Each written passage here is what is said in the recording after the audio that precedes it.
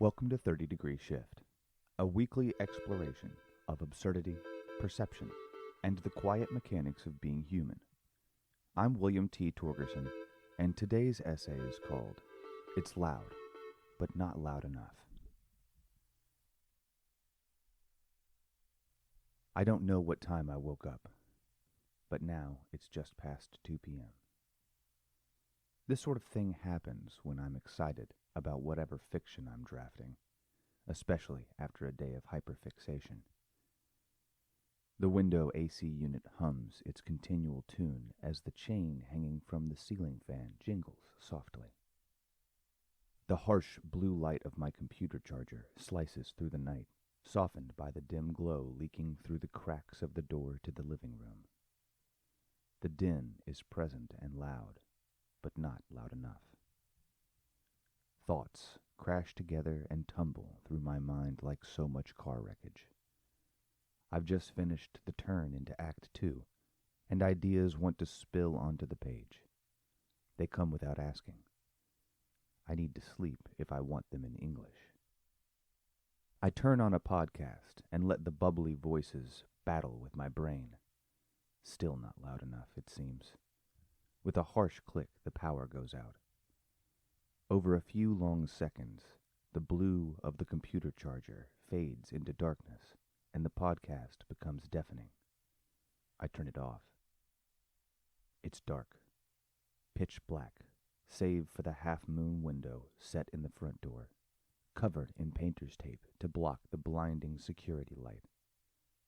Its particular blue glow has been reduced significantly, reflecting only some dim solar power LEDs left alive on the porch. You read about not being able to see your hand in front of your face. It's almost unbelievable to experience outside of a basement. I hold my hand up, invisible. I close it to my face until it's touching my nose and reflecting my warm breath. Darkness, same as the rest of the room. Quiet shuffling and the harsh white of a cell phone flashlight slice through the crack of my door. This is the power outage ritual. Assess and distress. Dog cages rattle under murmuring voices as the light bounces about.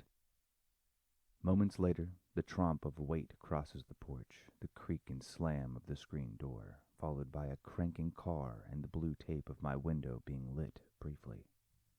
Eleanor has left to call the electric department. It's 2:40 a.m.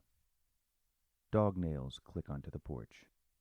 Whether for security or a convenient time to let them out, I'm unsure. Petunia, our big dumb brute, sends booming barks into the dark tree line. Her voice leaves indentations in absence like teeth and skin. Should I have gotten up? I was already awake. I snug my comforter. Petunia continues her verse. I toss on a robe and walk onto the porch, and I'm blinded by the LEDs like tiny light snipers. Turning from them, I see the overcast sky. Bummer. I comfort Petunia to silence and return to my bed. I'm tempted to turn on my podcast, but this sort of quiet is rare. I steep in it. The crickets are sleeping tonight. Every shift of copper in her dog bed is as loud as a shout, as are my breaths. I want to sink into the darkness, embrace it.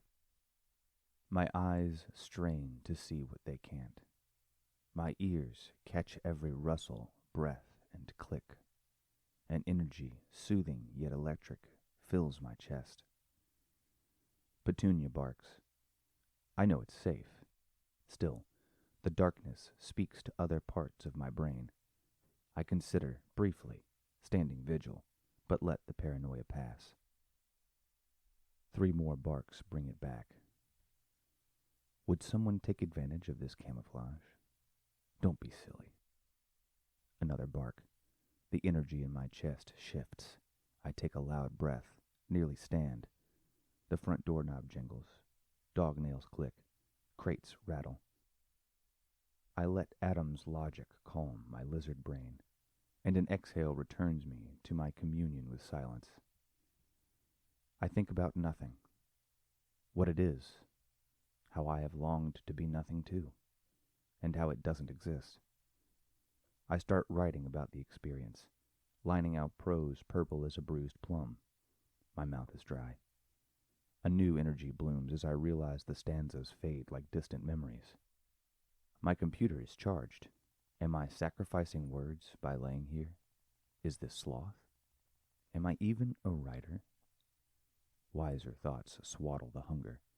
Let the words burn or drown, but they're still inside. Just live. I choose to believe it. The darkness is deep and hungry. I breathe on my hand to remind myself. It's 2:48 a.m. I should try and meditate or something. I begin to box breathe, but rasping air only separates me from the silence. It feels wrong, like a steel nail between your teeth. Thoughts pour into my mind, crashing like a waterfall on jagged rocks, then joining the river's flow. I recall glimmering green cherry tomatoes on the vine. People I admire, courageously living their lives. My failure to live up to the standard. Who I blame for it. How I don't blame them at all, because it's my fault. That time I drove on a whim to Big Bend with Chanel. I look forward to a tomato harvest, imagining the feel when I twist one from the vine. I'm tired. I need to go to the grocery store tomorrow. I want to write. Copper shifts. I ask her to jump onto the bed. It takes convincing, but she does. Her rough, short fur is smooth against my thigh. I rest a hand on her and pulse soft scratches. She huffs, settled. I wonder how far Eleanor will have to drive to get service. Copper will be gone someday. Fear of my budget clings to my heart a moment longer than I'd like. I wonder if being nothing and being dead are the same thing. I wonder if I should ask my therapist. Copper shifts, kicking a leg. Her abrasive pad rubs against my forearm, and it grounds me. I don't know what time it is. Thoughts roll into my mind like fog coating a roadway until it's invisible as the hand before my face. They're softer at the edges now, like stress balls. You can test your soil with water and soap. The chickens are finally getting grubs from the compost. I love May.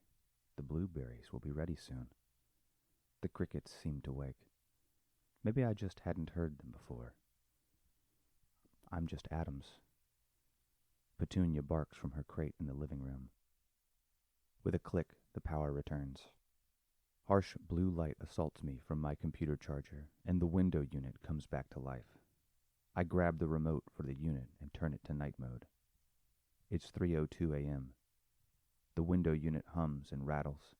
The fan chain jingles, and a dozen more sounds I hadn't recognized before sing in chorus. It's loud, but not loud enough.